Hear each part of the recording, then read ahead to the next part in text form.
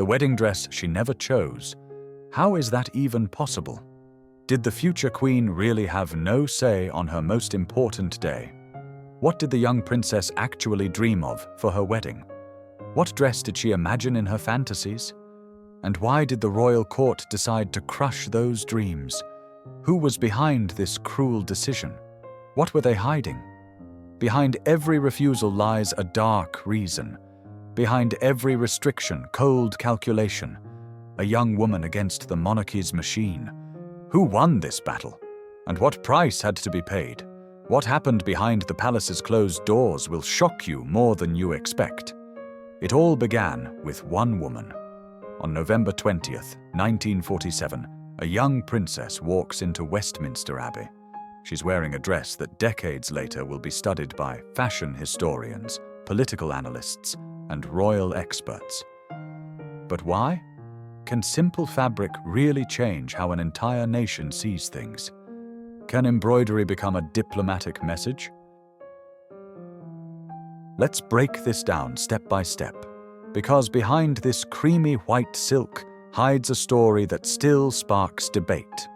Some talk about royal modesty, others whisper about a carefully planned political operation, and the truth, it's hiding in the details. Picture this. Europe lies in ruins. The war ended just 2 years ago. Britain is drowning in debt and destruction. People live on rations. Fabric is a luxury. Butter is a dream. And in this atmosphere of deprivation, the royal family is planning a wedding. Not just any wedding, an event meant to show the world. Britain is alive. Britain is rising again. But to understand the truth, we need to go back to the beginning. To when young Elizabeth met Greek Prince Philip. To when the monarchy needed hope as desperately as the people needed bread. And then something interesting happened. The royal court faced a dilemma. On one side, tradition, grandeur, the need to show the empire's strength. On the other, people counting every penny, losing loved ones, exhausted from war and hungry for justice. How do you throw a lavish wedding when poverty surrounds you? How do you avoid looking like cynical rulers disconnected from reality? And here's where the real game begins. Because the wedding dress would become the answer to this question. Post-war Britain was suffocating. Cities were still healing from bombing wounds. Families mourned the lost. The economy was crumbling. The rationing system wasn't going anywhere. People received strictly limited amounts of food, clothing, fuel. Luxury seemed criminal, and the royal family understood this. The next player in this story is Elizabeth herself, a 21-year-old woman who fell for a tall blonde with a sharp mind and difficult personality. Philip was handsome, charismatic, and absolutely unsuitable for the royal court. Too straightforward, too independent. Plus, penniless and with questionable family ties to defeated Germany. But that's not all. The marriage wasn't just a union of two hearts. It was a signal that life goes on, that a future exists, that even after the most terrible war in human history, humanity can still love, build families, believe in tomorrow. And here appears a new character in this story. Norman Hartnell, a name already known in royal circles. The designer who dressed the Queen Mother.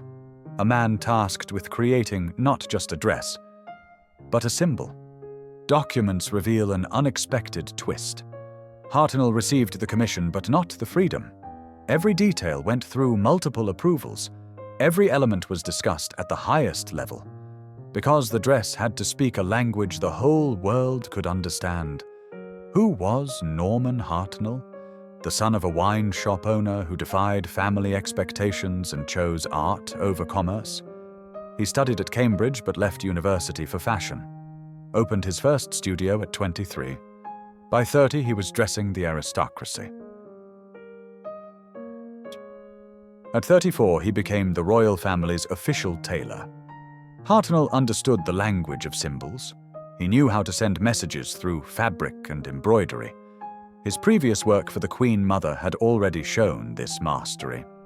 Every dress carried meaning, every outfit served a specific purpose. The real turning point came when Hartnell received his assignment: create a dress that would be both royal and modest, luxurious and restrained, traditional and modern. Sounds impossible.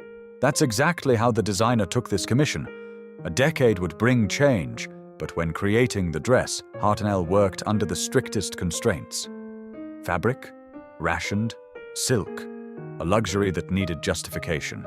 Embroidery, every thread had to carry meaning. Nothing random, nothing just pretty. Everything, a message. And here we come to the main point. Hartnell chooses creamy white silk. Not brilliant white, that would be too flashy. Not ivory, that would seem old-fashioned.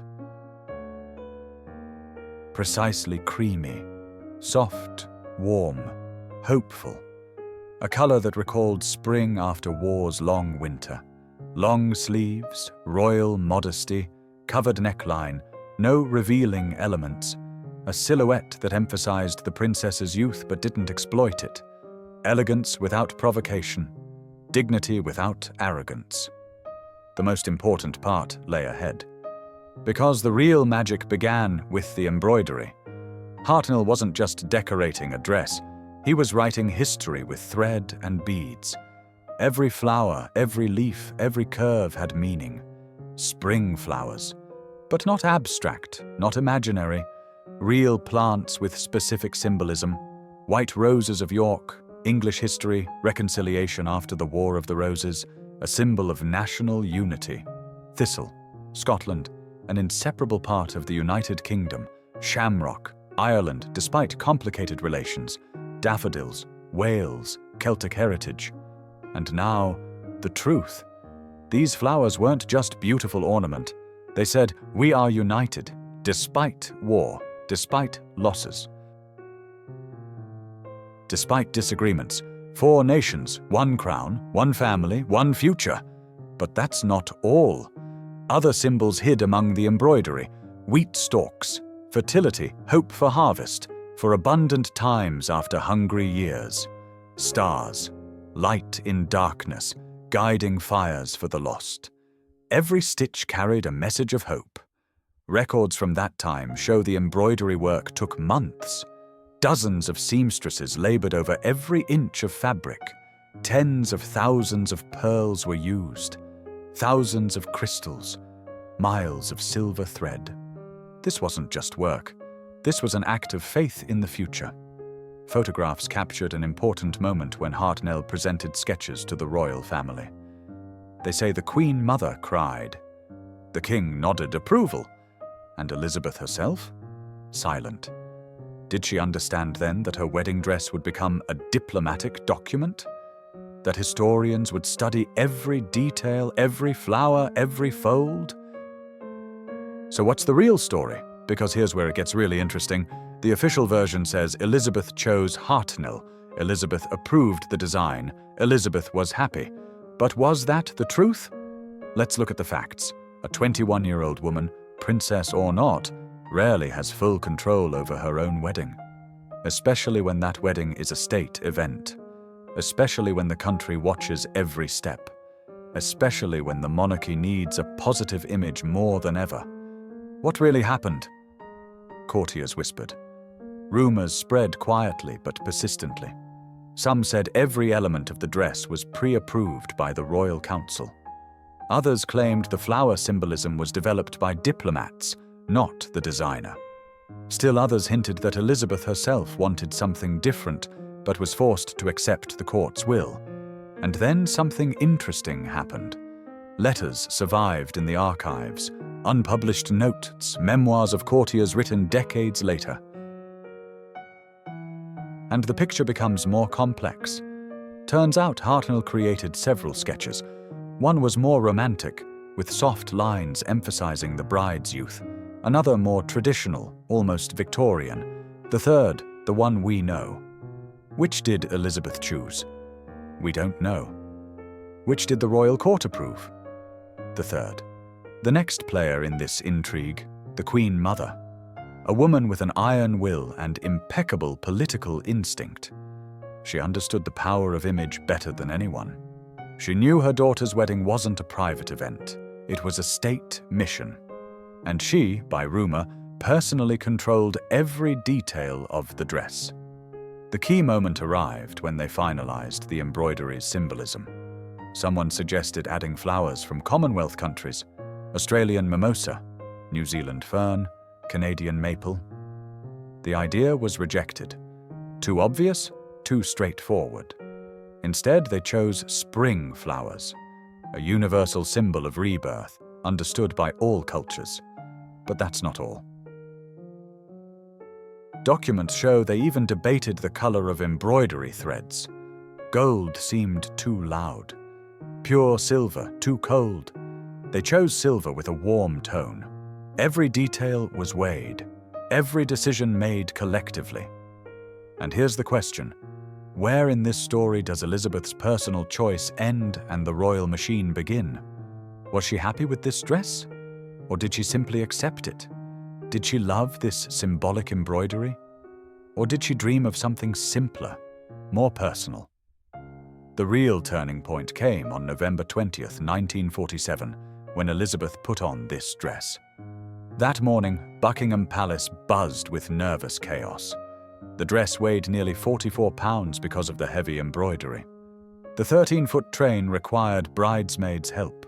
The tiara kept slipping. They had to secure it with extra pins right before the ceremony. A decade would bring change. But at that moment when Elizabeth entered Westminster Abbey, time stopped. 2,000 guests held their breath. Millions listened to the radio broadcast. Newspapers worldwide waited for descriptions and photographs. And here we come to the main question. Did the dress work? Did it fulfill its mission? Public reaction exceeded all expectations. Newspapers wrote not about luxury, but about hope. Not about expense, but about beauty. Even the monarchy's harshest critics admitted the dress was the perfect balance between tradition and modernity. Ordinary Britons stood in the streets to see the newlyweds' carriage. Women cried, men applauded, children waved flags. In that moment, no one thought about rations and deprivation. Everyone thought about love and the future. Photographs captured an important moment. Elizabeth's smile. Real, genuine. Was she happy because of Philip? Because of the dress? Because the ceremony finally ended? We'll never know. But the smile was sincere. And then something interesting happened. The dress began living its own life. Descriptions passed from mouth to mouth. Sketches printed in magazines. Brides worldwide tried recreating elements of this outfit. Creamy white became a trend. Long sleeves returned to fashion. Floral embroidery became standard for luxury weddings. Documents revealed an unexpected turn. The Foreign Office received hundreds of letters from different countries, all praising the dress, all talking about how it inspired them. French designers acknowledged Hartnell's mastery. American magazines devoted entire issues to analyzing every detail. Even from destroyed Germany came letters of admiration. The dress truly became diplomatic language. It said, "Britain can create beauty. Britain respects tradition, but looks to the future. Britain mourns the past, but believes in rebirth." And the whole world heard this message. The most important part lay ahead. Because the dress's story didn't end that November day. It was just beginning. Through years and decades, this dress would appear in exhibitions. It would be studied in fashion schools. Books would be written about it. The next keeper of this story, Princess Anne, Elizabeth's daughter. On her wedding day in 1973, she wore her mother's tiara. Connection between generations, continuation of tradition. And with the tiara, an unspoken message. I remember, I honor, I continue. A decade brought change again. Diana chose a completely different dress. Puffy, romantic, fairy tale-like. But even in this difference, you could read the influence of Elizabeth's dress. Because it established the standard, a royal wedding dress must carry a message, must speak not only about the bride, but about the times, the nation, the future. And then something interesting happened. In the 2000s, fashion historians began reassessing this dress's significance. Turns out it influenced wedding fashion far more strongly than anyone supposed. Long sleeves, covered neckline, emphasis on elegance, not revealing skin, embroidery as a way to tell a story. All these elements became classics precisely because of Elizabeth's dress. Documents show Hartnell was prouder of this work than any other until the end of his life. He created hundreds of dresses for the royal family, dressed 3 generations of monarchs. But when asked about his greatest achievement, he always named Elizabeth's wedding dress. And here we come to the final question. What was this really? A diplomatic tool or a romantic choice? A political operation or a young bride's sincere wish? So what's the real story? Perhaps it was both. Elizabeth was a princess, but she was also a woman in love. The dress was a political message, but it was also a beautiful outfit for a special day. Hartnell created a symbol, but he also created art. What really happened in those closed rooms of Buckingham Palace where decisions were made? Who had the final word? The royal machine or the princess's personal taste? We can debate. We can search for hints in archives. We can analyze every photograph, every detail. But the truth is, some secrets remain secrets. And perhaps that's exactly why the dress continues to fascinate us after so many years. Because behind every stitch hides a story. Behind every flower, a choice. Behind every detail, someone's will, someone's desire, someone's compromise. Elizabeth II's dress became more than just an outfit. It became a mirror of an era, a symbol of rebirth after catastrophe. Proof that beauty matters even, or especially in the darkest times. And when today we look at faded photographs of that wedding, we don't see just a young bride in a beautiful dress. We see a moment of hope, a moment when an entire nation exhaled and allowed itself to believe in the future. A moment when fabric and thread became a language understood by the whole world. Was it manipulation? Art? Diplomacy? Love? Perhaps all together? And perhaps this very complexity, this many-layered nature makes the dress's story so captivating. Because real history is never simple. Real history always contains more questions than answers. That's the whole truth. Nobody destroyed the princess's dream. The reality of royal life is just more complex than it seems. The dress became a compromise between personal desire and state necessity. Elizabeth understood this. She didn't choose against her will, but alongside those who saw the bigger picture. And perhaps this very wisdom made her a great queen. Isn't it amazing how one outfit tells the story of an entire era? If you enjoyed this investigation, support us with a like, subscribe to discover more royal secrets, hit the bell so you won't miss the next story, and it'll be even more interesting until we meet again.